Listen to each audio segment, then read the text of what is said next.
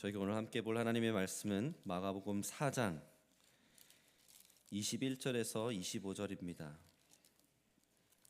마가복음 4장 21절에서 25절입니다.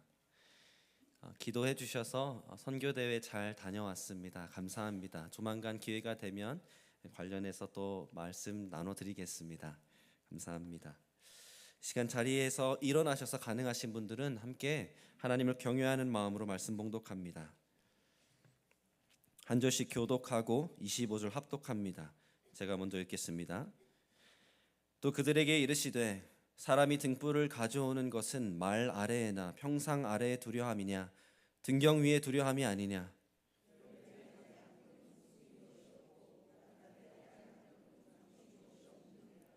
들을 귀 있는 자는 들으라.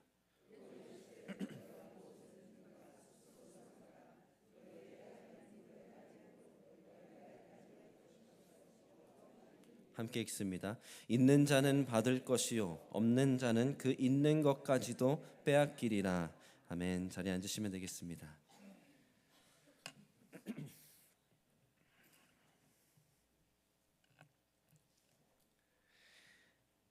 저희 교회 어린이 부서는 매년 부활절이 다가오면 아이들을 위한 에그 헌트를 잘 준비해 주십니다. 아이들은 이 에그 헌트 한다 하면 벌써부터 눈이 반짝반짝 거립니다. 생각해 보십시오. 너네가 좋아하는 사탕, 초콜릿 한가득 계란에 쑤셔 넣었고 귀여운 서프라이즈 선물들까지 있어라고 말하면 기대하지 않을 아이가 없겠죠. 그래서 아장아장 걷는 아기들도 엄마 아빠 손 붙잡고 막 나가는 겁니다. 막 덤불을 이렇게 막 헤쳐 들어가고 나뭇가지 위에는 없나 나무 위를 쳐다보고 놀이터를 올라갔다 내려갔다 합니다. 열심히 찾는 모습이 얼마나 사랑스러운지 모릅니다. 이제 곧 부활절이 다가오죠. 우리 성도님들 어린이 부서 우리 최혜정 집사님 선생님들 많이 격려해 주시고 또 많이 도와주시면 감사하겠습니다. 그리고 그 모습을 직접 와서 보십시오. 우리 아이들 참 귀합니다. 사랑하는 성도 여러분, 생각해 보셨습니까? 우리 아이들이 왜 그렇게 기대하고 흥분하면서 열심히 찾는지 아십니까? 물론 초콜릿을 좋아해서 보물찾기가 재밌어서 그런 것도 있습니다. 그런데 그 이전에 더 근본적인 이유가 있습니다. 그것은 바로 우리 아이들이 참 순수해서 그렇습니다. 무슨 말이냐? 엄마 아빠가 선생님이 정말 밖에다가 이 계란들을 숨겨놨어, 보물들을 숨겨놨어 라고 하는 그 말을 고지고대로 믿는 겁니다.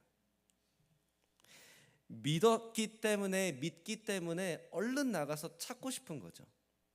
숨겨져 있다라는 것을 알기 때문에 엄마 아빠 도움을 받든지 선생님한테 힌트를 달라고 하든지 어떻게든 찾으려고 하는 것입니다.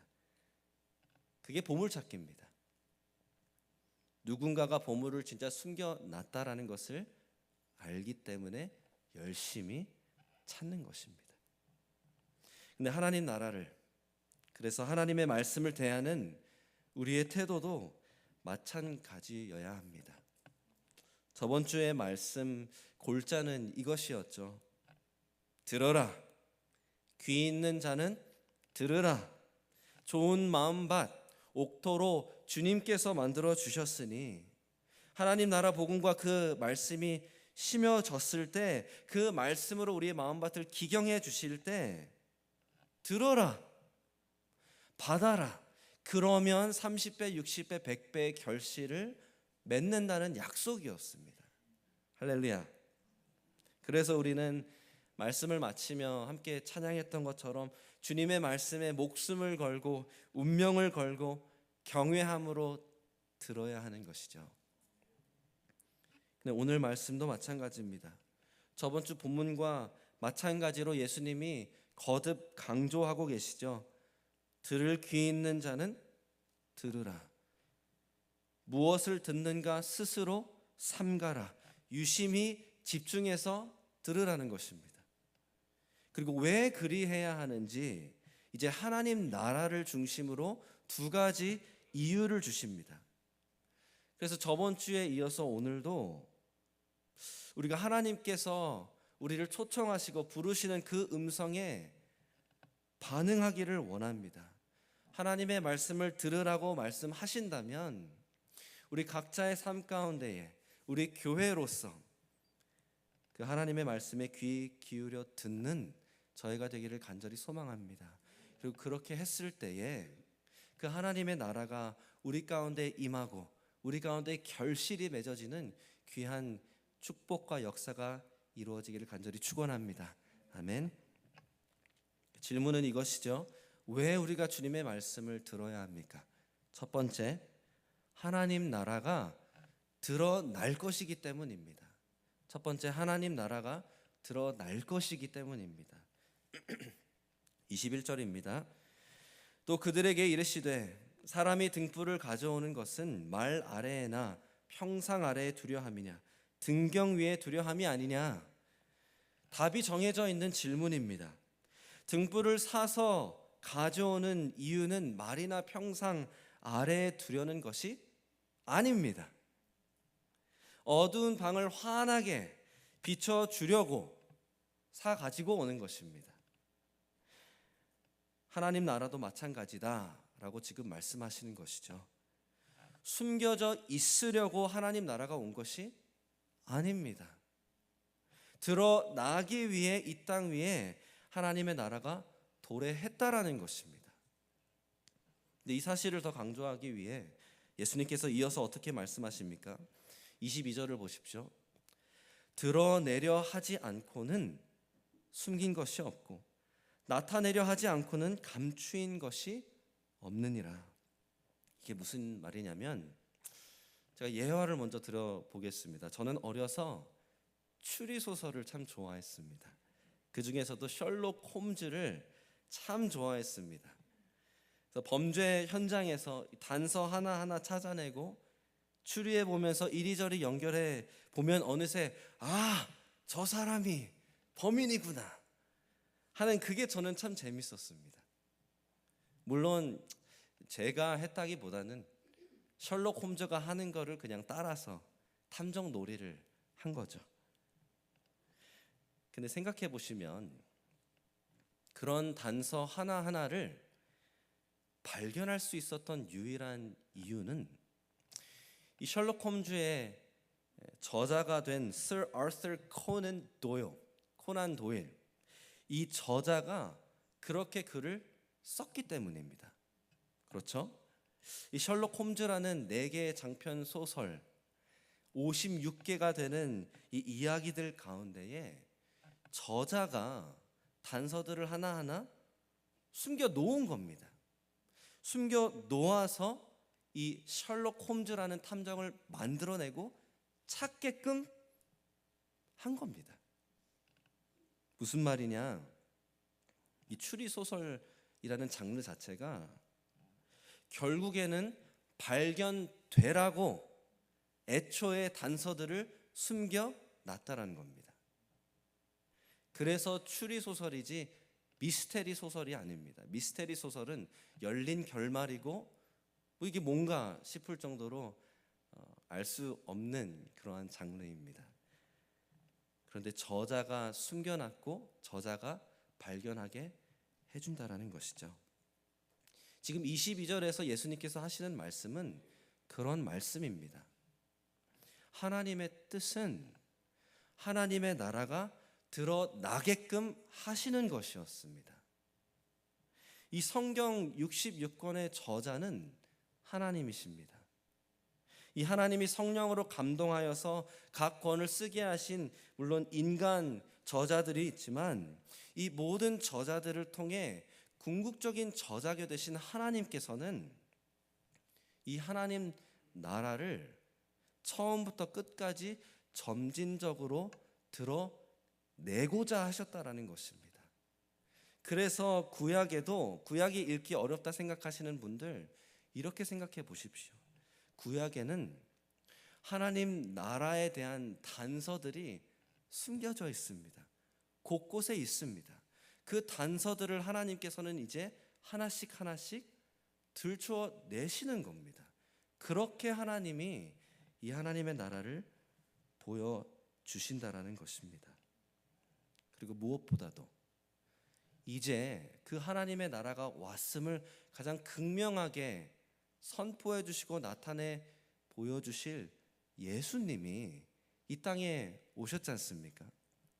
그 예수님은 오시자마자, 사역을 시작하시자마자 이렇게 선포하셨죠. 때가 찼음에 하나님의 나라가 왔다.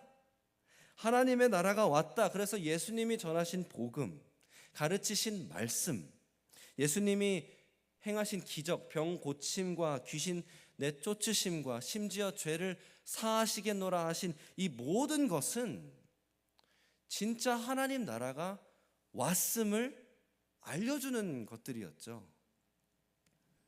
점점 그 단서들을 풀어 헤쳐주고 계신 것입니다. 그리고 이제는 이 맥락을 기억하십시오.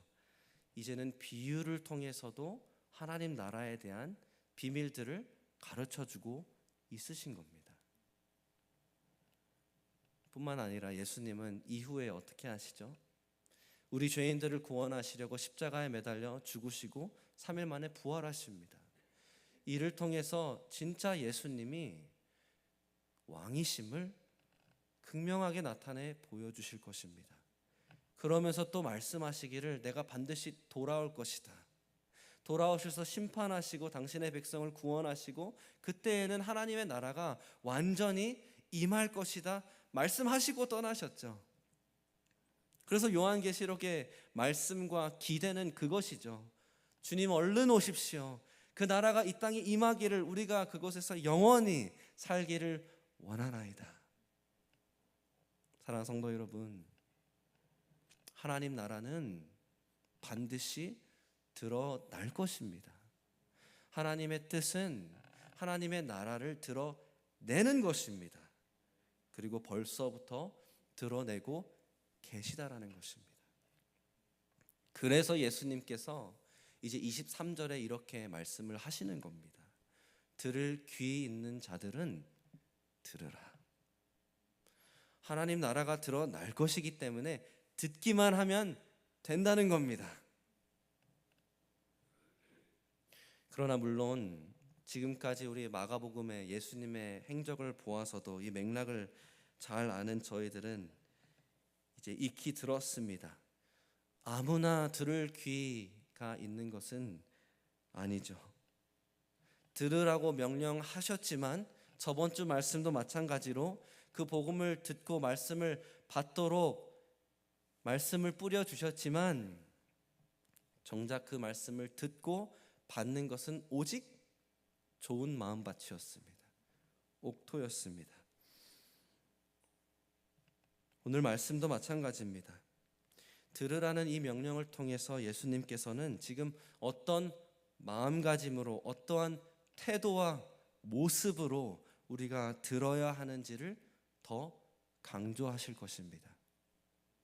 그래서 연달아 이 다음 두 번째 포인트를 봅니다. 우리가 왜 예수님의 말씀을 귀 기울여 들어야 합니까? 하나님 나라를 더 받을 것이기 때문에 그렇습니다. 하나님 나라를 더 받을 것이기 때문에 그렇습니다. 24절 이제 보십시오. 또 이르시되 너희가 무엇을 듣는가 스스로 삼가라. 너희는 헤아리는 그 헤아림으로 너희가 헤아림을 받을 것이며. 여기에서 무엇을 듣는가 스스로 삼가라. 영어로 보시면은 어떻게 나와 있죠? Pay attention 입니다. Pay attention. 이해하려고 집중해서 들으라. 처음 듣는 강의 내용, 아무것도 모르는 상태에서 선생님이 하시는 말씀을 들어야만 깨달을 수 있다라는 그 심정으로 조목조목 집중해서 들으라는 그러한 말입니다. 그런 명령입니다. 그런데 이렇게 들어야 하는 이유를 구체적으로 이제 두 가지 더 주십니다. 첫 번째는 24절에 함께 읽었던 것처럼 헤아리는 그 헤아림으로 너희가 헤아림을 받을 것이다 말씀하십니다. 제가 한국에서 잠깐 살아서 자랐던 대전에는 중앙시장이 있습니다. 제가 어려서는 관심이 없어서 한 번도 안 가봤는데 결혼하고 나서 아내랑 딱 한 번 가본 적이 있습니다. 이 전통시장을 다녀보면 잘 아시다시피 뭐 싱싱한 야채도 있고 채소, 과일, 고기, 반찬, 주전부리가 또 식사도 참 많죠. 저는 다니면서 제가 닭꼬치를 좋아했기 때문에 왕 닭꼬치 사 먹고 닭강정 몇만 원어치 사와서 집에서 먹은 기억이 있습니다. 근데 이 전통시장은 우리가 잘 아는 이 사고 파는 단위랑 조금 다른 전통적인 단위를 사용하죠. 아십니까? 사진이 하나 준비되어 있을 텐데요. 저거 아십니까? 흡, 돼, 말. 뭐 이건 킬로그램도 아니고 파운드도 아니고 우리 전통 이 부피 단위입니다. 그래서 사진이 또 한 장 있을 텐데 저렇게 담아 놓고 저거 한 대 주십시오 하면은 쌀 한 대를 그냥 봉투에다가 부어 넣어 주시죠. 지금 예수님께서 하시는 말씀의 원리는 바로 이런 겁니다. 되값을 주고 쌀을 사면 되만큼 담아줍니다. 말값에 쌀을 주고 말값에 값을 주고 쌀을 사면 말만큼 담아줍니다. 투자한 만큼 되돌려 받는다. 값을 지불한 만큼 돌려받는다. 이런 원리를 지금 말씀하시는 겁니다. 네가 헤아리려고 하는 만큼 그 헤아림을 받을 것이다. 노력을 한 만큼 돌려받을 것이다. 이것은 놀랍지 않은 세상의 이치입니다. 운동을 하는 만큼 근육이 늘어납니다. 골프를 연습하는 만큼 골프가 늡니다. 낚시를 하는 만큼 낚시를 잘합니다. 밥을 먹는 만큼 힘이 생겨납니다.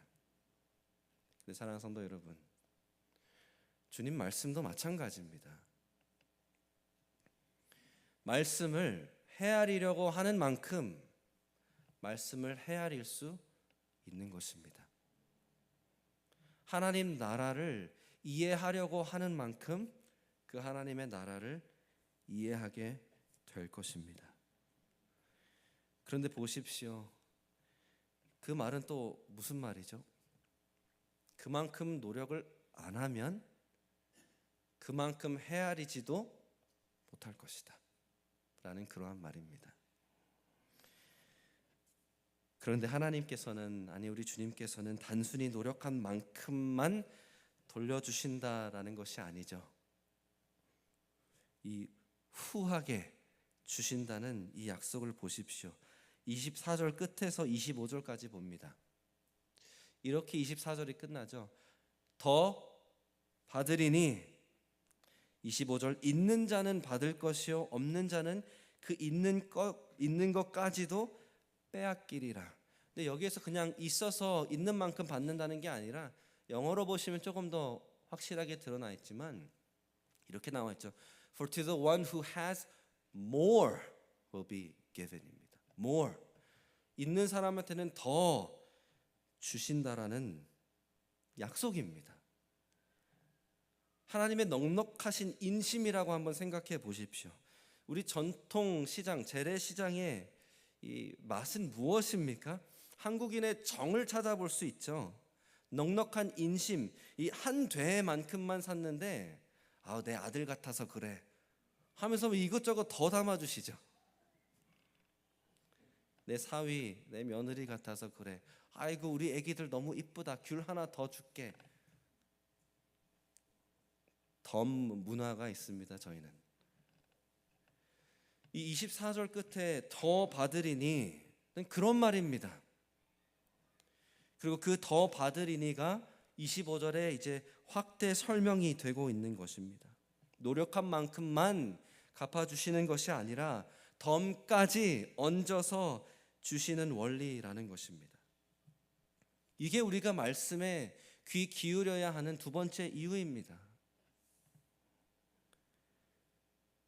그런데 이제 생각해 보십시오. 예수님께서 pay attention, 삼가 들으라, 집중해서 들으라라고 하셨을 때에 집중해서 들으라고만 말씀하시는 것이 사실 아닙니다. 우리가 이것을 알 수 있는 이유가 무엇이죠? 종교 지도자들은, 그 최근에 보았던 예루살렘에서 파병 나온 바리새인 서기관들은 예수님을 따라다니면서 진짜 집중해서 들었습니다. 다 지켜봤습니다. 근데 문제는 뭐였죠? 그렇게 들어서 예수님을 부인하려고 했죠. 조목조목 따져서 예수님을 대적하려고 했습니다. 어떻게든 건수 하나 잡아서 예수님을 죽이려고, 그래서 자세히 집중해서 들었습니다. 굳을 대로 굳은 완고한 마음밭이었기 때문에 자세히 삼가 듣는 이 행위는 도리어 그들에게는 독이었습니다. 독. 그래서 예수님께서 그들은 보아도 알지 못하고 들어도 깨닫지 못할 것이다 말씀하셨죠. 그래서 예수님께서는 그들에게는 비유로만 말씀하시겠노라. 이 비유가 도리어 하나님 나라를 감출 것이다.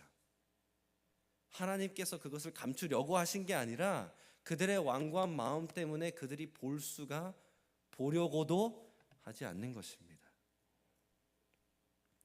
사랑하는 성도 여러분, 이게 25절 끝에 주님이 말씀하시는 있는 것까지도 빼앗기리라 하시는 경고입니다.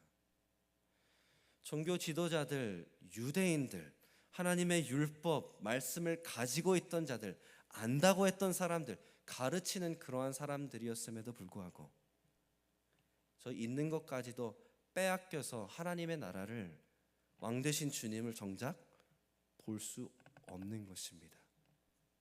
보지 못하고 깨닫지 못하는 것입니다. 그렇다면 우리 주님께서 말씀하시는 스스로 삼가 들으라, pay attention, 주님이 요구하시는 것은 무엇입니까? 믿음으로 들으라는 것입니다. 믿기 때문에, 그래서 더더욱이 집중해서 헤아리려고 들으라는 것입니다. 마치 보물찾기에 임하는 어린아이가 보물이 숨겨져 있다는 것을 믿기 때문에 더 열심히 찾는 것처럼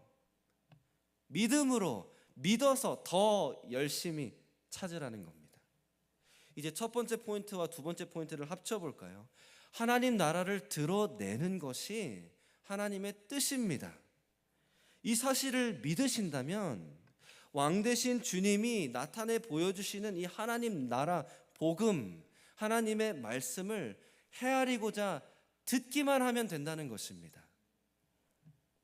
그러면 그 하나님 나라를 발견하고 누리게 될 것이다 라는 것입니다. 왕 되신 주님을 더 깊이 알게 되실 겁니다. 그 왕 되신 주님의 통치와 다스림을 받는 삶이 어떠한 삶인지 깨닫게 되실 것입니다.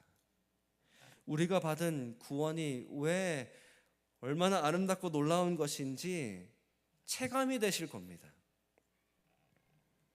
하나님 나라 백성으로 산다는 것이 좁고 어려운 길은 맞지만 그럼에도 불구하고 기쁨이 넘치고 은혜가 충만하며 행복한 삶이라는 것을 깨닫고 누리게 되실 것입니다. 믿음으로 하나님 나라의 비밀을 깨달으려고 하면 우리 주님께서는 넉넉한 인심으로 그 하나님 나라를 더해 주실 것입니다. 사랑하는 성도 여러분, 믿으십니까? 내가 주님께 가까이 나아가 주님의 말씀을 가까이 하면 진짜로 발견하고 누릴 보물이 있다고 생각하십니까? 내가 즉각 깨달아지지 않아도 그 보물을 발굴하는 이 작업이 힘들고 고되고 오랜 시간이 걸릴지라도 결코 그 노력이 헛되지 않은 것이다라는 것을 믿으십니까? 그래서 아침에 일찍 일어나는 것이, 피곤한 몸을 이끌고 밤에 잠들기 전에 잠깐이라도 말씀을 묵상하는 것이, 사업장에서 바쁘신 와중에도 설교 한 편이라도 더 듣는 것이, 이 드라마 바이블 같은 성경을 읽어주는 것을 틀어놓는 것이 결코 헛된 노력이 아니라는 것을 믿으십니까? 믿으시길 바랍니다. 어쩌면 우리가 홀로 말씀을 읽고 묵상하는 그 시간이 그냥 의무적으로만 다가오는 이유, 주일 강단에 선포되는 이 주일 말씀, 설교 말씀을 들어도 그냥 한 귀로 듣고 한 귀로 바로 흘려버리는 종교적인 습관이 되어버리는 이유, 무엇이라고 생각하십니까? 어쩌면 이 말씀을 통해 하나님 나라를 발견하고 누릴 것이다, 더해 주실 것이다 라는 그 믿음이 없어서 그런 것은 아닐까요? 그러한 믿음이 점점 희미해지고 있어서 그런 것은 아닐까요? 오늘 이 시간 저희가 점검해 보기를 원합니다. 믿는가? 그래서 듣는가? 믿으십니까? 그래서 더 들으십니까? 오늘도 역시 예수님을 믿지 않으시는 분들이 우리 가운데 계시다면 사랑하고 축복합니다. 너무 잘 오셨습니다. 마음을 닫지 말고 꼭 들어주십시오. 저희 그리스도인들이 믿는 복음의 골자는 이것입니다. 왕 되신 주님께서 반역한 죄인들을 구원하시려고 오셨습니다.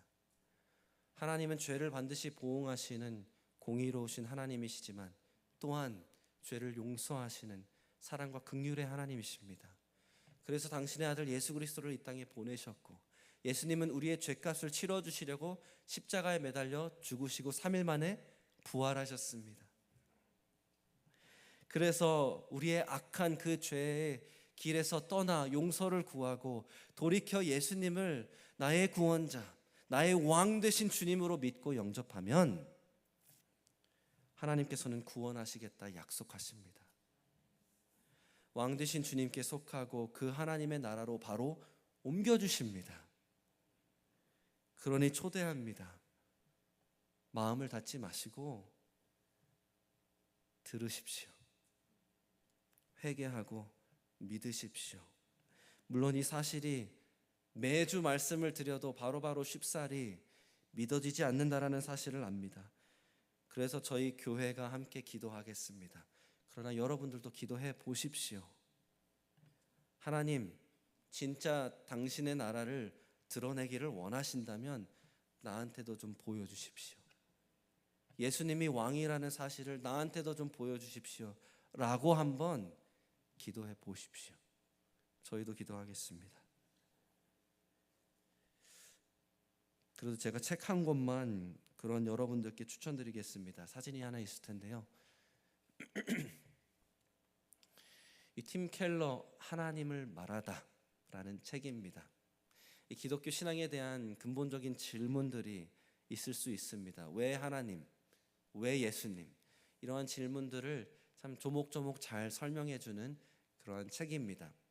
정말로 관심이 있으시고 읽으시겠다 하시는 분들이 계시면 말씀해 주십시오. 저희가 교회적으로 사다 드리든지 제가 개인적으로 사드리겠습니다. 아니, 저희 성도님들 가운데 두세 분이라도 붙여드려서 같이 읽으시게끔 해드리겠습니다. 사랑하는 성도 여러분, 동참해 주십시오. 이제 저와 우리 성도님들을 향한 개인 적용과 교회 적용으로 말씀을 마칩니다. 첫 번째, 우리 개인 적용. 첫 번째, 깨닫게 해달라고 기도하십시오. 깨닫게 해달라고 기도하십시오. 에베소서 1장에 바울이 우리에게 가르쳐주는 기도가 있습니다. 제가 17절, 18절만 준비를 해놨는데 읽어드리겠습니다. 우리 주 예수 그리스도의 하나님, 영광의 아버지께서 지혜와 계시의 영을 너희에게 주사 하나님을 알게 하시고 너희 마음의 눈을 밝히사. 오늘 우리 안집사님이 기도하실 때도 이 말씀으로 기도해 주셨죠. 꼭 기억하셔야 됩니다. 우리 그리스도인들도 죽을 때까지 성령님의 도우심이 필요합니다. 이 지혜와 계시의 영 되신 성령님께서 말씀을 밝히 보여주셔야, 조명을 해주셔야, 내 마음의 눈을 밝혀주셔야지 우리는 깨달을 수 있는 것입니다. 헤아릴 수 있는 것입니다. 그러면 우리는 기도하면 되는 겁니다.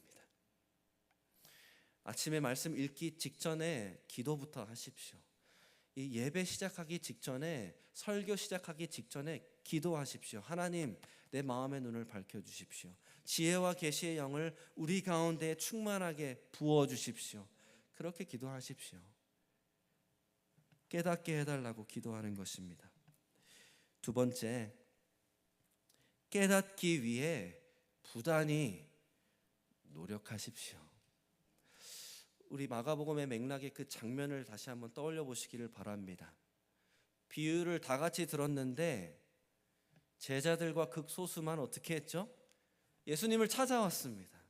찾아와서 예수님, 저 무슨 말씀하시는지 모르겠습니다. 가르쳐 주십시오.